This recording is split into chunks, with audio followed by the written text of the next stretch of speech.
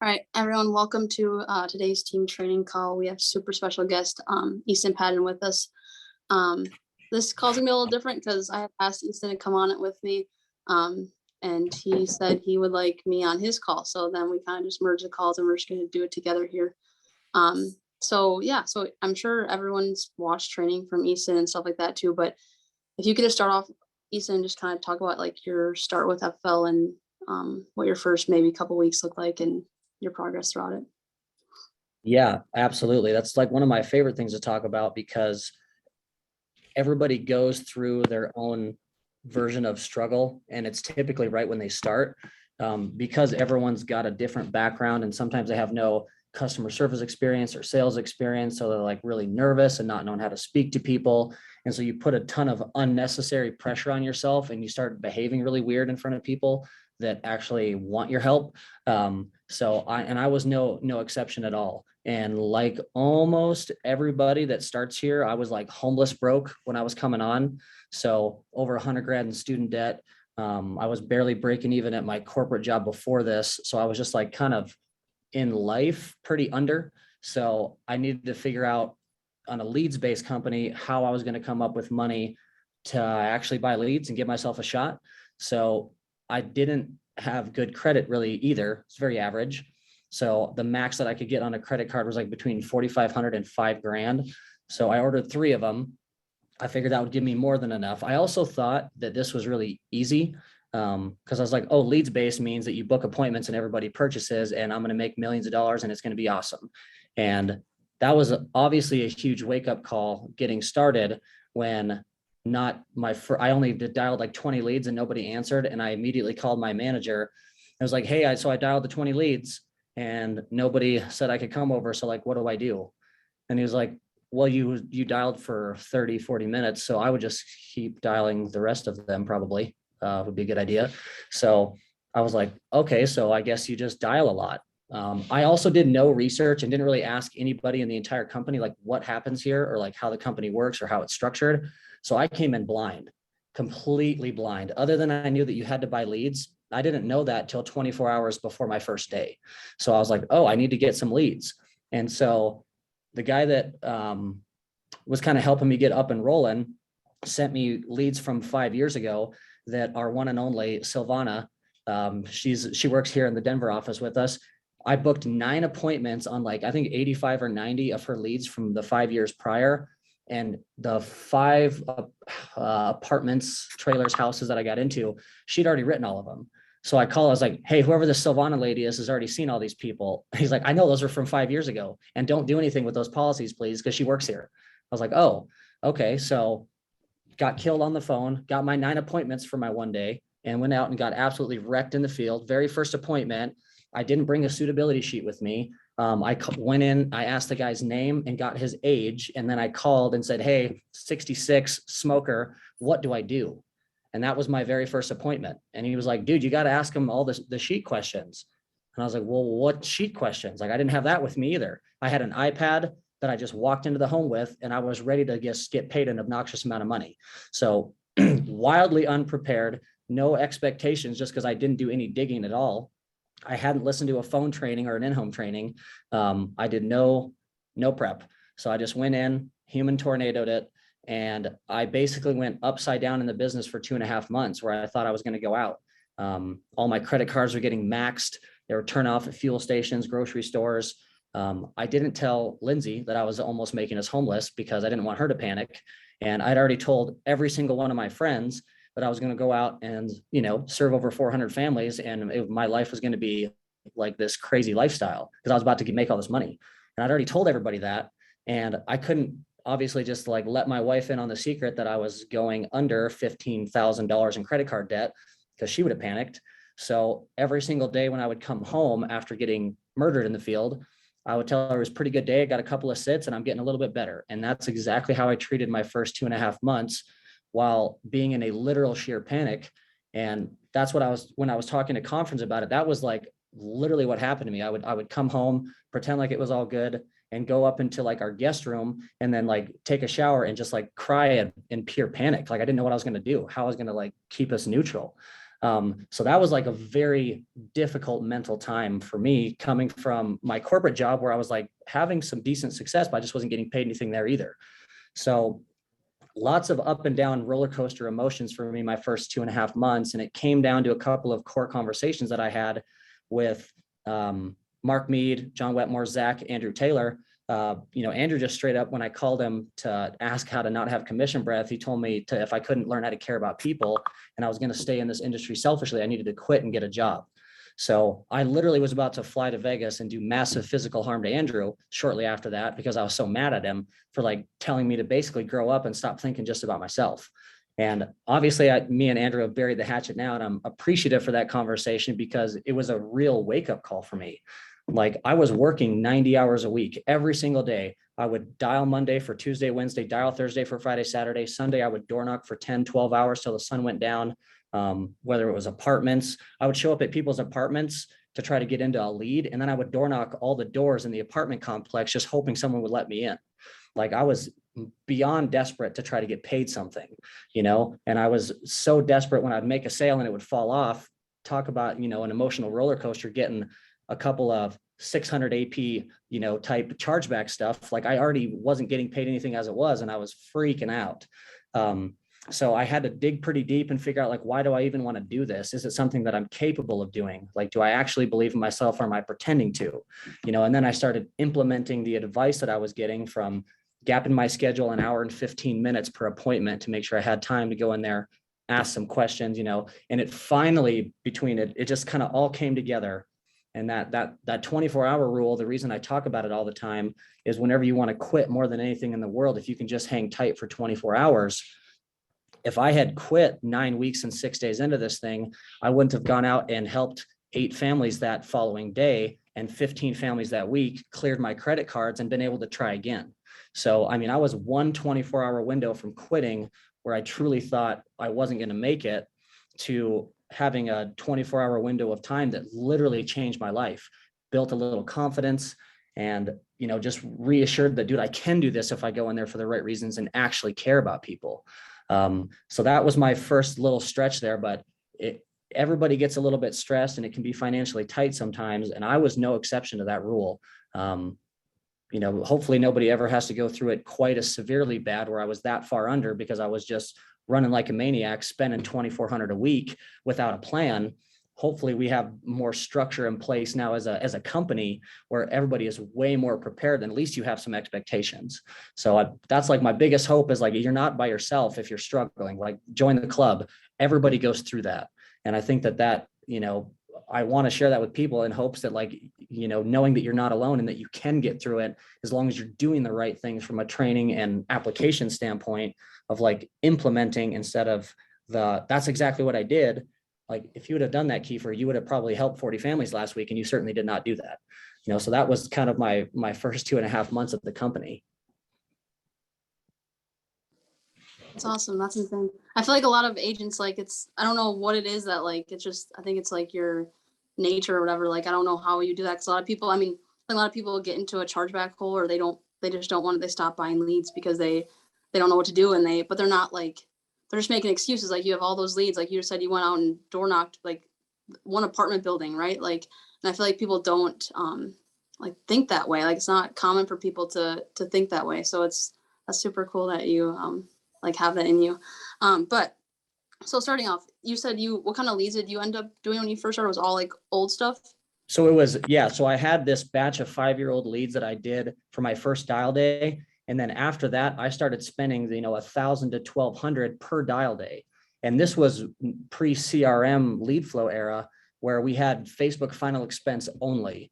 So you had to place your order 3, 4, 5 days in advance, and hopefully you did it early enough that it would generate all 20 or 25 or 50 leads that you were trying to purchase on time.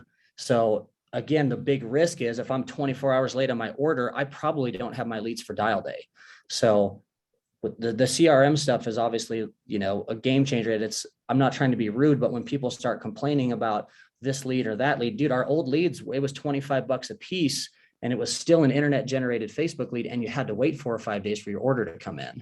So the opportunity now is way different, because I can pluck 150 1-month leads for $650 and like just go rip and see what I can do with way less risk.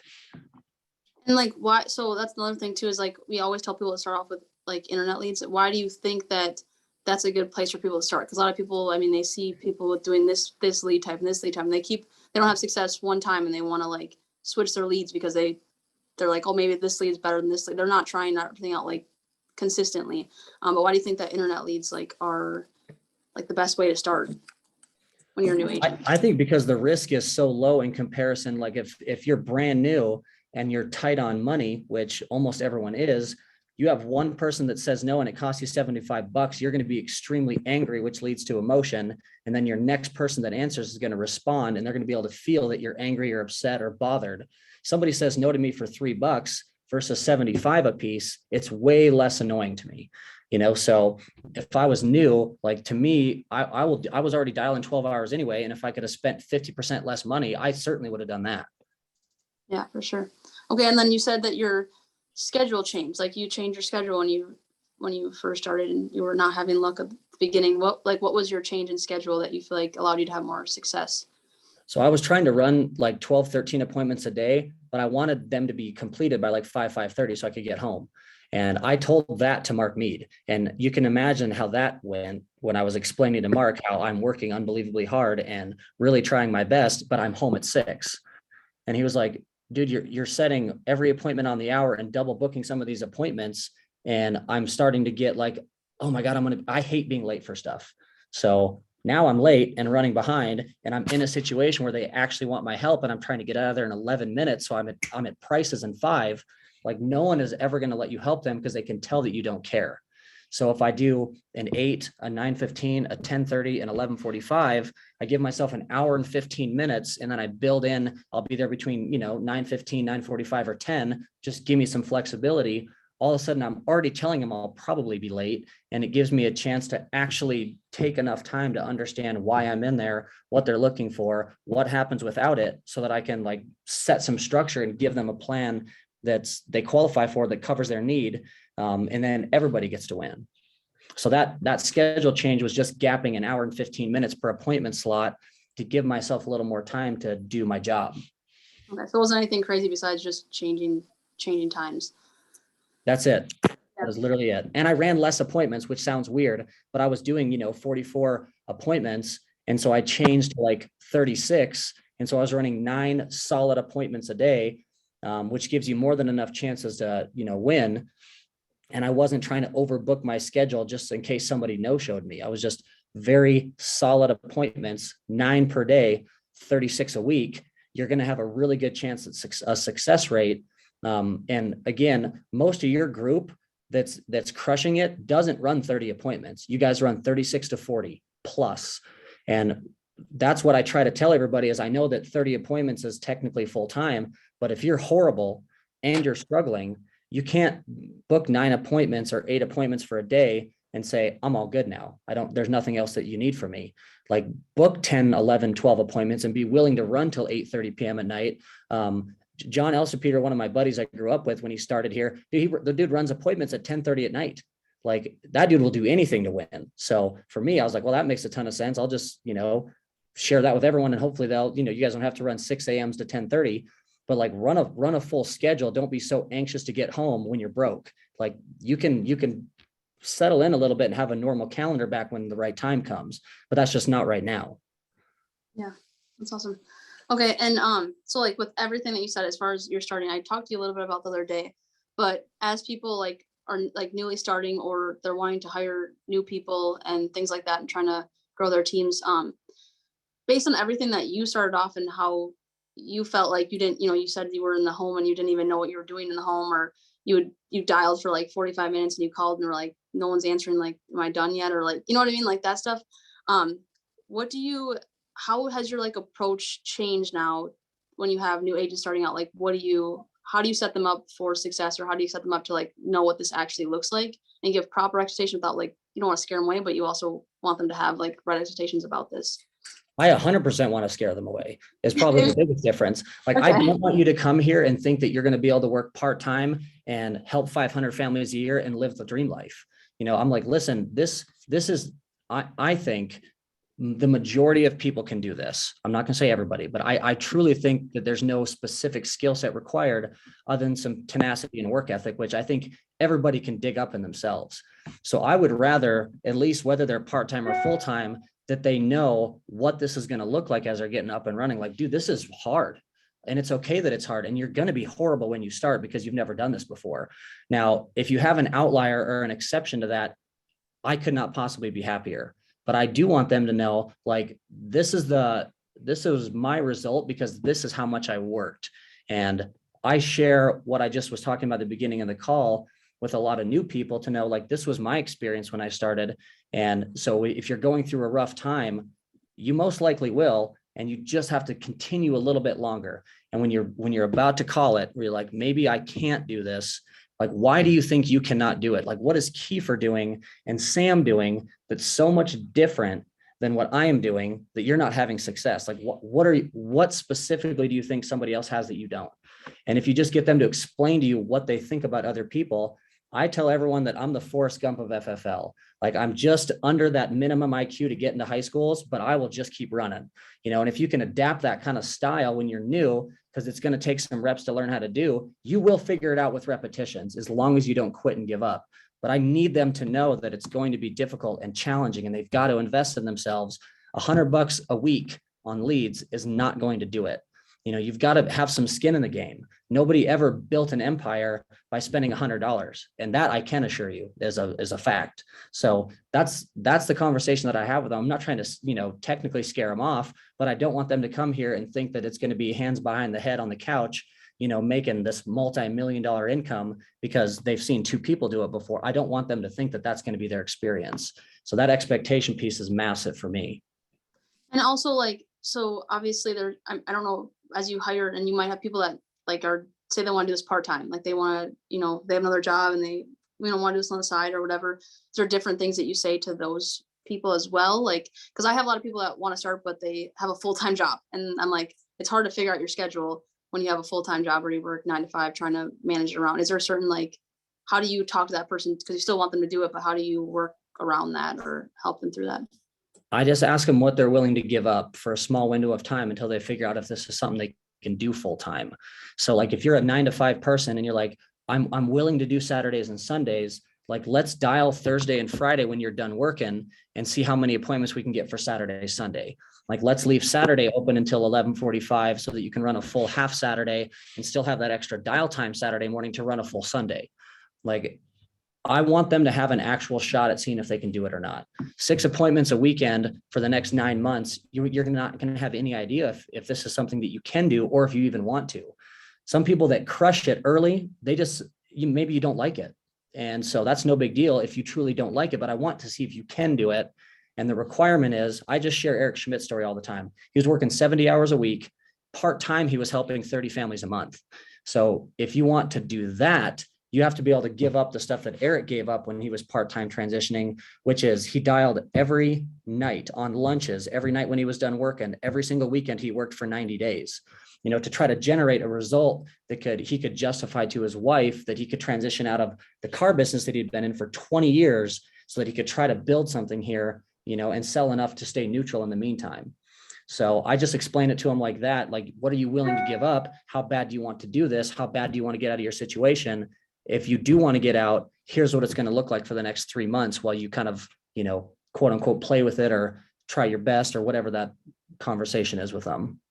Nice. Okay. So you just help them break down their schedule. And I guess that's that's how you truly find out, is how bad they want it, if they're willing to dial in the evenings and literally work 24/7. That's awesome. Okay.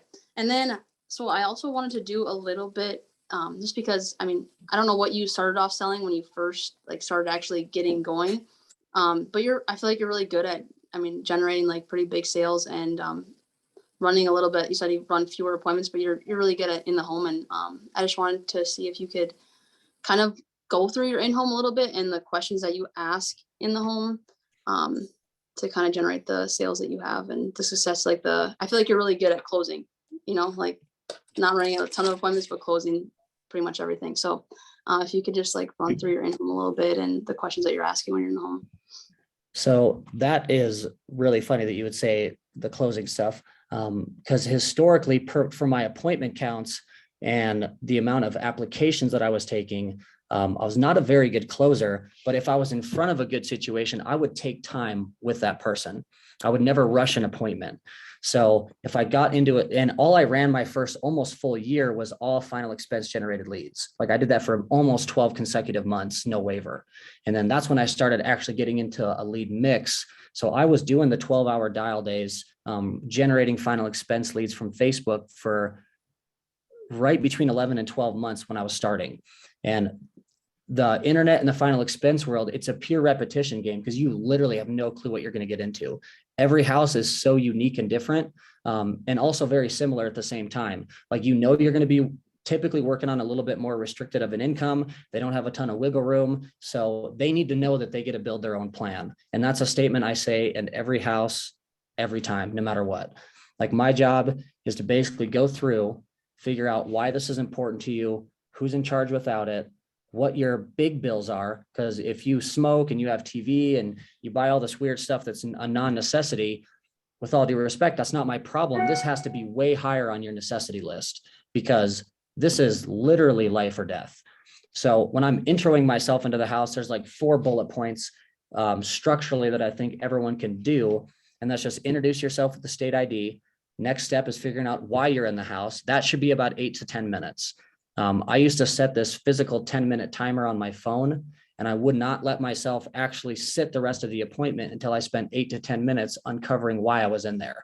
Final expense is a very emotional sale because restricted income, big loss, the person in charge doesn't have the money out of pocket to pay. Like, because 10, 15, 20 grand out of pocket for your average American's a lot of money. And I certainly don't want to have to come out of pocket 20 grand overnight under any circumstance if I don't have to, especially if you can pay $60 to solve that problem. So all I'm doing when I get into the home with any lead type is keeping the same exact structure. To me, final expense and life lead appointments are the simplest to run because they send in a life insurance request or a final expense insurance request. They're looking for 10, 20, 30 grand. So it would be, intro, why, and then I always throw in, it sounds like you guys just need something small, 15, 20, 30 grand. And if you can lead with that, that gives you the chance to downsell in that appointment. Be budget conscious, not more than 10% of their monthly income. That's a very safe number to stay around. So if you're like gonna downsell, 30, 25, 20, they make 1,500 a month. You don't need to show them something for 250 or $300 if they're a little bit older and banged up. Make sure you're staying in that 120 to 60 range because they still need to get the insurance. But if you overcharge them or it's so emotionally driven that they over purchase, that business is not going to stay when something comes up. So be budget conscious. The structure that follows the why is just telling them what's going to take place in the home. So I've got the suitability sheet right in front of me. So like, hey, this is how I kind of figure out what you're eligible for. I'm going to go through this and ask age, income, house, health, current insurance, or age, income, rent, health, current insurance, depending on where I'm at. And then once I figure out what company you match with, we underwrite for like 30 companies, which I think FFL's contracted with probably 40 now, but like we underwrite for like, 30, 40 companies or something like that. It's all state regulated. So it's universal. If the insurance does the same thing, there'll be a few bucks apart, $2 to $5 different. Each carrier takes different age, health, and medications, which is where I'm actually useful to you because I'll be able to kind of handpick the 2 or 3 best carriers that you have the best shot of getting matched with. And then this is where you guys actually get to build out your own plan. So something small, 15, 20, 30 grand. I'll give you some base amounts that people are typically looking for in your situation. And then you guys get to make it up or down of those numbers, literally whatever you want. And then after you have it where you think it's enough for Bob, or enough for Mary, or enough for your daughter that still fits you guys financially, that's what I'm going to send in as a request for coverage to the insurance company. And then when we do that application, if you get approved, then you get approved and it's done and you're insured. Does that sound fair? And just little like that structure statement of letting them know what's going to take place, what I actually do, shop around, select a few hand-picked companies based on what they would qualify for, and then they design it, and then I just send it into the care. I'm just a middleman. I'm a portable Walmart. You guys can use me to shop. You don't have to do anything. And that way you don't have to have 35 other people come over here and try to upsell you on something that's not a need for you. Like, we'll just cover your base to make sure you're going to be okay if tomorrow's it. And then the last part is just showing them, 3 options, putting it in front of them. Hey, if you get approved, Kiefer, which one of these 3 do you think leaves enough behind for your daughter that still fits you universally year round, birthdays, holidays, Christmas, etc. And then I just sit there quiet and I let them look at the numbers. And then all I'm doing is seeing how they're going to react to the numbers. If I see the panic, then I immediately know that it was too much, so I'll say, I'll kind of just wait a little bit. And as soon as they give me the deep breath, because they're panicking, say, listen, Mary, you guys get to make this north or south, whatever you guys need. If you need to make an adjustment, the only thing that matters to me is that we get you approved for your minimum. So if that's $5,000, if that's 20 grand, whatever that number, I can make this whatever you need it to be. And it's it has to be compassionate and empathetic. You have to actually care, because I can tell if you don't. If you're just well, that's what it is, so get your checkbook. That doesn't work. I promise. I tried that. So make sure that they know that everything's adjustable, but I'm just waiting to see how they react. I don't show numbers that people can't afford. I thankfully I've ran enough reps now that I know, based on what they make and based on what the concerns that they brought up, listen, if it's too expensive, I just can't afford to do it. I'm not going to do anything.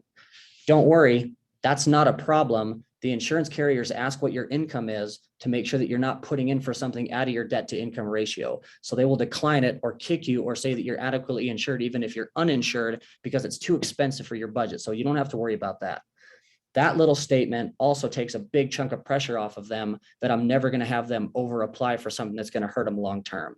I don't want you to have this for 2 months. I need you to have it when you're 24 hours from your last day, so that your kid is going to be okay. Does that make sense? And it has to be those downselling reaffirming that it's going to be okay, that they get to pick the number. And again, I picked up a lot of checks, between 40 and 80, specifically because they got to build it, and that's what fit them. So it was never a competition to see how big, of a number can I get them to take. I need them to pick the one that they're most comfortable with. And that's the same when you start seeing these bigger policies that I write. It's all the same concepts, but I'll downsell them from wanting to get, 300,000 for the family down to how can we use a gap plan of 100 to cover the base so that she has something instead of nothing. And if that's still 300-400 a month and it fits them and it still does what it needs to do for the family, then I'm all good. So I'm not ever afraid to show a big number if it fits them financially, but I'm also very budget conscious and downselling the entire appointment, because I need to know that they're going to keep it universally year round, because you don't want to get into hey, I helped 120 families last month and 60 of them got rid of it because you were so anxious to submit a big plan so that you could feel good about yourself and show off to your team, that it just hurts you on the back end. Yeah. Are you pretty good at it now? Do you actually break down their income with them to see what they're left with ever, or do you not do that? I always do. If it's in if it's a life insurance policy that's an income replacement one, or if it's a mortgage protection house, I want to know what they're setting aside in an emergency fund. Okay, so what have you guys been trying to rat hole or put on the side to account for this significant income loss? And how much personal life insurance do you guys own outside of your job? Because I can spend job insurance money like there's no tomorrow. He makes 50 grand a year. You've got 100 from work. So after those first 2 years and that money runs out, do you know what your next step is? Because you still have the house and your bills coming in, and that 100 grand is spent because you're used to spending it because he's been making it. So what's the plan after that's gone? Do you guys have anything personal that you own? Yeah, we've got another 200 grand. Okay, so now we're up to 3 years, 4 years of income replacement. What's the next step after that? That money is not going to last. $500,000 does not last a lifetime. And they need to understand that it's a paycheck gone for life. 50 grand over 10 years is $500,000. So you've got a decade of time that you've purchased. What's next? You're in your 20s, 30s, 40s, 50s. What's the next step after that 10 years of money runs out? Where do we go from here? Mary, what's your plan? Bob, where are you going to live? Those are the kind of stuff that I ask to kind of uncover that big loss, figure out where the majority of their money is going, what they're saving, what they're spending on bad insurance, and then how I can leverage or allocate a portion of that to use against the insurance company's money and still keep the premium reasonable for them. Okay. And are there certain questions that you ask in the why to get, because you say it's from 8 to 10 minutes. It seems like a long time. Well, are there certain questions that you ask in that besides what would that look like? And they give you one response or one sentence response. Is there certain questions that you ask to dig that deeper, to spend more time on that? So let's just, the mortgage appointment is a different appointment than a straight life one because the life appointments and final expense is so straightforward. A mortgage appointment would be a little bit unique is where I'll get that why out, but I'll spend a little bit less time, maybe like 4 or 5 minutes, kind of understanding concerns. Is it for one of you or both of you? Is it a 50-50 income? Just like generic questions, 50-50 income household, or is one of you a bigger concern? Okay, got it. And then I'll move on. And then when I'm going through the income piece, that's when I stop and get back into the why again. So when I'm going through that income and I'm like, well, this makes a lot of sense. He makes $5,000, you make 1,000. If that 60K a year is gone for life, what does that look like for you? This is very black and white to me. So what do you guys have in place to kind of combat this? So I know that the structure of the suitability sheet is a little bit back and forth when I'm running this type of appointment, but I want to know with the income loss, what do they have in that active life insurance section that's going to step up and help? And almost everyone in the US is underinsured. I've maybe sat 5 people that actually have like enough insurance. And even that's debatable, but at least they have a big chunk, $1 million, let's say. You got $1 million. Okay. What have you done to control the house payments? Like, how do we take the house off the table? Because this is 300 grand and that's gone like that. And now she's got 7 more years of income replacement. What do we do after that? I just try to spend as much money as I can because they will spend it. I don't know if you've ever heard that. I'll make this brief, but Sean told a story where he hired a girl on here whose father died, paid out $500,000 to her mom. She spent the money in 2 years, ended up taking her own life because she was so overwhelmingly stressed, and then left their family with nothing, no parents, no money. And she was like, people think that $500,000 is a lot of money until you support a family. And then you have the pressure and the stress and the emotional loss. Like there's never enough money to go around. So I like that kind of thought process to me is something I try to bring into the home. So, maybe I don't share that story in the house, but I need them to understand that 500 grand is not nearly enough money for the kind of lifestyle you have or the kind of income that needs to be replaced. You still have the house, you have the cars, you have X, you have a family. Like I'm just spending that money like crazy because it's not enough. So I do kind of go up and down that sheet when I'm running a mortgage appointment because I'm trying to like make sure that we're all on the same page through the whole process, if that makes sense. Yeah, but so they say the same thing, but like for final expense, because I mean, it's not somebody who's bringing in like $1,000 a month, and you're trying to get them to understand the why of, well, I supported my kids throughout this whole time. They'll just take care of it if something happens, or trying to build the why in that sense. Yeah, what do you, that's great. Yeah. So what does your kid do for work? Like, where do they live? What's their job? Do they have a family? Do they have a spouse that supports them? Is it pretty easy for them to come up with 10, 20, 30 grand? Because you're saying that they will figure it out. Like they owe you, like the kid's job is not to pay for the parents' debt, right? And that's a big chunk of debt. So if they've got a family, they're a clerk at Walmart and their husband doesn't work, or it's a single mom with 3 kids, like when you say that they're going to take care of it, can you explain to me exactly how they're going to handle this $10,000 bill overnight when they can barely support their family with their current job and kids now? Like, do you think that maybe 60 or 70 bucks a month would be enough to leave them some kind of small chunk of help so they're not coming out of pocket for everything overnight? So they're going to take care of it or they're going to handle it. How? I need to know how they're going to handle it because they're a clerk at Walmart with 3 kids. So how much money have they saved up to this point? None, because they're breaking even to survive taking care of their own. So they don't have enough to keep food in the grandkids' mouth and pay for all your stuff. Do you think that, would you agree? Does that make sense to you? Just again, soft closes or confirmations on the situation. Yeah, that's awesome. All right. Well, that's all I got for you, Easton. If you have. Okay, I'm going to interrogate. So this is what I would like to know, Kiefer, is I would like you to share, because for those of you that are not on Kiefer's direct team, maybe you do or don't know like how unbelievable she is at this, but she helps a ton of families every single month. So I would like to know if you were always like that. Did you have a struggle period? Did you have like this, a little bit of a roller coaster where you're learning how to handle the debt part that comes, because 30% over 12 months will fall. So how did you handle that when you were starting? And like, how was your start when you first got rolling here? Yeah. So, I mean, listening to like your story when you first started, I think that mine was similar in the fact that I feel like I didn't, no offense to like Sam or Evan, but I didn't know what I was doing. Like I didn't know anything about life insurance. I remember like getting started. Sam had started a little bit before me, and she was running all of like really old mortgage leads. And when I started, I was doing internet leads, and I didn't like, she would explain to me, like her in home and what she's doing. So that's, I just wanted to like learn from her. But I didn't even understand, like, I was like, okay, so what are these leads though? Like, what are final, like, I never even knew what final expenses were or anything. Like, I didn't know. I was like, it makes sense for you, Sam, because you're covering like a house. Well, like, what else is there? I don't get, like, what's the point of it? So I never understood all that stuff when I first started too. But um, honestly, my start was like actually pretty good. And I don't know what it would look like if I had a bad start. Like if I was in your situation, I don't know if I would be like you, Easton, and be able to keep doing that. Um, but when I first started, I think it was Sam or Evan, they pitched in to both help me out with my first batch, and I had 100 instant and new internet leads, and I just dialed them and read off a script word for word. Sounded pretty much like a telemarketer. I was just reading whatever was said, didn't ever laugh at the hospital thing. I just like change your hospital. I thought that was like a normal thing to say. So I was just reading off, and I remember at like, I was like noon, I had like 12 or 13 appointments.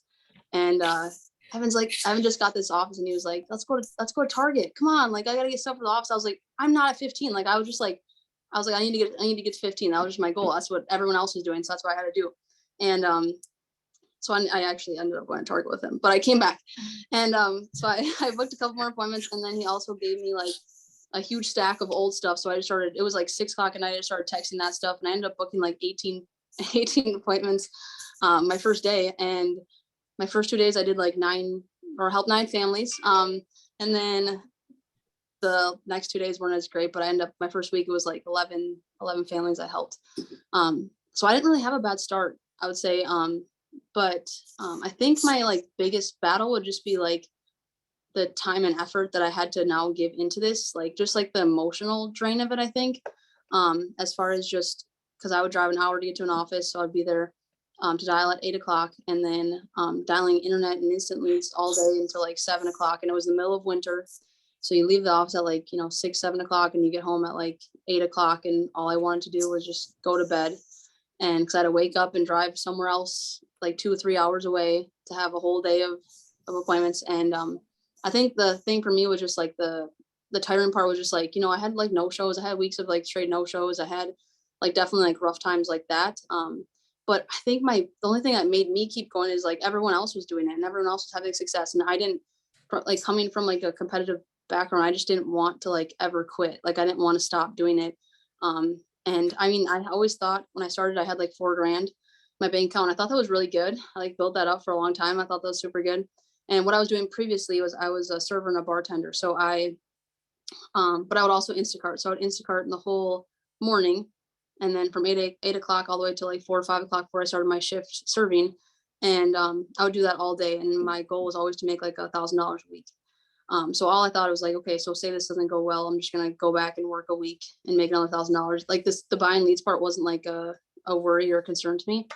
And I think that was always like in the back of my head, like, it's, if I don't have money, I'll just do that. But I never got to a point where it was like nerve wracking for me. Like my first week definitely helped me build a little bit of the cash flow to keep putting into it. But I mean, I don't even know the numbers that I ended up doing. Like when I first started, I don't know how I was doing that, but I think it definitely like helped me, like the encouragement that I got the whole time. Like there was not many of us. It was just me, Evan, Sam, and maybe a couple other people, Alex Dykes, like there was not many people that were doing it. So I think the constant encouragement, like, whoa, like this is insane, and people like talking to other people I didn't even know, like participating in like Facebook groups and, following people on Instagram, and just seeing everyone else keep working, like forces you to keep working. Like like seeing we would share our numbers in Facebook groups, like the Southeast page or whatever. And, people would comment on it and like hype you up a lot. And I think that like all that stuff like made me keep wanting to do it. Like I couldn't not post my numbers at the end of each week, or and just hearing feedback from other people and watching other people keep doing it. I'm like, well, I got to keep doing it because I can't just like go away now, So I think that honestly, it's just like everyone in FL is definitely like the support that we have here. I think that's like definitely what kept me going through this whole thing. Dude, a huge thing, Sam, Louise, talking right to you. Kiefer, sorry. I was just looking at Sam. So one thing that I think Sam and Evan did a great job is gave you like somewhere to go. So I think a biggest difference was I was trying to operate out of my kitchen by myself. I wasn't on live Zoom because I wasn't really a thing at the time because it was pre-Roni. So, no one was really like, had everyone tapped into Zoom. If Zach had not opened an office within an hour and a half of my house, I have no idea if I'd have survived. Like just driving that hour and a half to go in and get direct coaching from someone doing it at a high level, like Sam and Evan, dude, it opens up like a mass wave of opportunity for you. So you were still doing the work part. Like I had to drive into the office and I had to drive all the way home.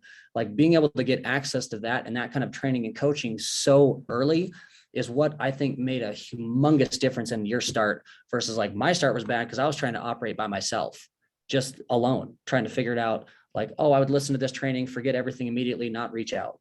That's the kind of stuff that I think hurts a lot of new agents. If you're within 1 to 2 hours of an office, you need to go at least once a week. If you're within an hour, I would go twice. I would go both Monday and Thursday.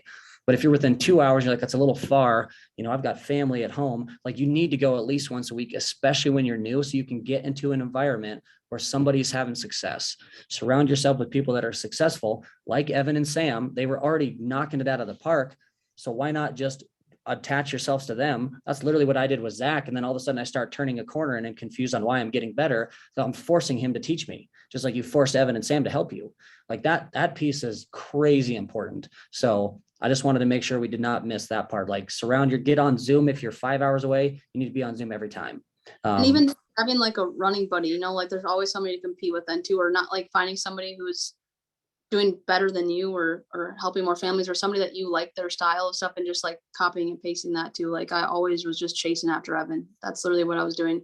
And nothing against Sam, but I feel like I was like, we're like the same, and I mean, we would talk all the time too, because obviously getting feedback from each other, but I was like, no, I got to find like the next, I don't want to say best, because Sam, you're still awesome. I wasn't trying to say like that, but just trying to find the, reaching new levels all the time and then once, you beat Evan, then you got to find somebody else to chase after. So.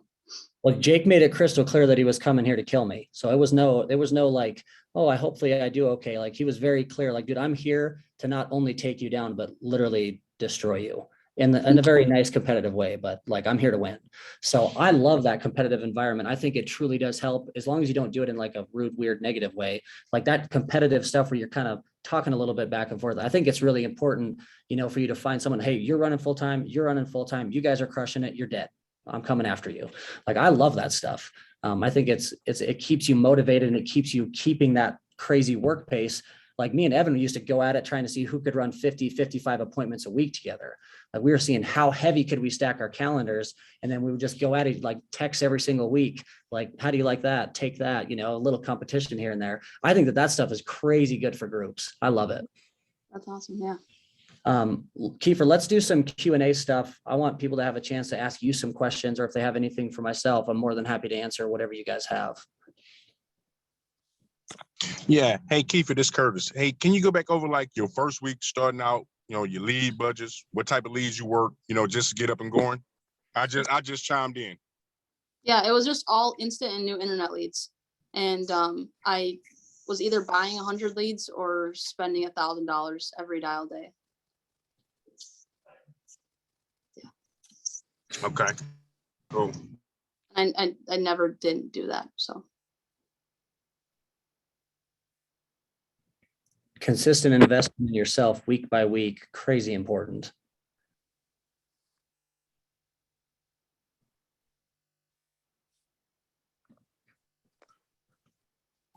Anybody got any other questions for Kiefer? If you're on here, 70, 80 families a month, and one of the leaders in the company. So if you guys are with me and you haven't had a chance to talk to her, go ahead and unmute and ask her whatever you got.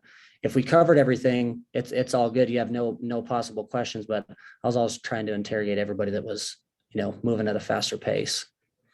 Yeah. Hey, what's your guys' advice? So today was my first dial day. I've got appointments tomorrow. But what's your advice on the mindset going into the home? I'm a little nervous about the first day getting into the home, not knowing maybe what products are going to be the right one for each person. So just kind of elaborate on that a little bit. Yeah. Do you want me to go? Can you go? Yeah, go ahead, Kiefer. Yeah, I think just not like just act like you know what you're doing. I think like my first day I didn't know what I was doing, and I literally remember my first appointment, the guy was like 80 some years old, and I was texting Evan and Ty and saying I could not figure out his Wi-Fi. And I literally was like texting him, and they're like, literally Evan's like, get up and go find it. Like, go find the router. So I literally am walking around this 83-year-old's house trying to find his Wi-Fi. But I think that like just acting like you, I don't know, being confident, acting like you know what you're doing, like just if you have to call people in the home to get advice on stuff, and that's totally fine. Just act like that's part of it. Like tell them that at the beginning of it, like we are going to call a placement specialist. Just act like super confident. And if you have any questions or issues with like your e-apps or anything like that, I always would just be like, they keep changing this, like since COVID and stuff, they're always updating stuff. So, the application is always looking different every time, I swear. And then it doesn't it makes it okay that you're taking your time or texting somebody to ask them for help or calling somebody to ask for help. Only thing that I would add, Kiefer, is we literally have like 3 products that we write. It's either permanent whole life, term, or term with cash back. Most of your internet appointments are going to be whole life based for the most part. So that part's pretty simple. Like you've got maybe 3-4 carriers, some paper apps if you need them. But I would just go through the inventory sheet. Once you figure out their age, income, and health, just call and figure out what specific company. We also have underwriting guide cheat sheets that I'm sure you guys have too, Kiefer. That'll tell you, like, based on this health condition, how long ago it was. Here's the list of companies that'll take it. So I would have that little cheat sheet with you. And then I'm just a Google machine. If I don't know a medication, I'll Google it, find out what health condition it's for, look at the underwriting sheet. Oh, this is for heart failure, for heart attacks, for bipolar, whatever it is. It'll tell you what company to write based on the med that you Googled and the health condition on the underwriting guide. And then you'll probably panic in your first few. I did bad. So just call and confirm, like, hey, I'm going to call our product specialist or a senior underwriter, and I have a pretty good idea what direction we're going to go. I'm just going to confirm. Give me 2 minutes. Then you just call them right in front of the client. Say, hey, got Bob, 65, non-smoker, these 3 meds. I have a pretty good idea which way we're going to go. Just going to confirm with you really quick. And then your manager will just say, oh yeah, just write Eagle or Aetna or whoever it is. And then you just make sure all of your applications are actually like logged in, prepped and ready. So you're not trying to log into a carrier for the first time, because that is going to be extremely nerve-wracking. And the Transamerica used to be a 26-page paper application. So it's a little bit less stressful to have these e-apps now. But yeah, it's no need to be nervous, dude. Like, they asked for it. Your job is just to go in and simply be the middleman. So that's exactly how I would treat it. Like, you're there to help them, ask some good questions and call for help. I have a question. This is for both you guys. And I know kind of Kiefer and I struggled this when we were starting, but like, how do you go setting the expectation for your family? Like, I'm going to be working a ton more, if that makes sense. For me, that was easy.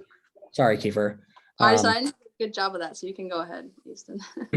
I just told Lindsay I was going to be gone for the first 90 days of this job. I was like, I've got to learn how to do it. And I've never done this before. And apparently we're like contracted business owners, which I don't know what that means at this point, but you need to let me work for 90 days so I can learn how to do it. So just give me a 90-day window. I am going to work every day. Maybe I'll be home at 6, maybe I'll be home at midnight. I tried the 6 p.m. thing, didn't work great. So I started getting home later, but I just said, I need to work 7 days a week till I learn how to do this. And then I'll be able to control my time and schedule a little bit better as I learn it. So I was just more of a, like, this is what's going to happen so that we are not homeless. So just hang on for dear life until we figure this thing out. And now we're 3 years in and I'm still 7 days a week, but it's a little bit different now than it was when I was new. And I didn't hear what you said, Kiefer. I'm sorry. I said I did a bad job, so don't ask me that, because it led to a lot of issues. So make sure you do set expectations, though. That would be helpful. Okay. Yeah. For the both of y'all, Easton and Kiefer, man, how did y'all you, Easton? Because I know you're a beast. Oh man, I didn't hear that at all. How did you get so good on the phones, like with your phone script? Oh, I found one training that I liked, and I listened to it for an hour every single morning before dial day. So Dom Rogers had cut a dial training that I had found from like 2018 or something before I started. and I found that training podcast, and I literally just listened to it. Like I'd get up at 4 o'clock and start listening to it.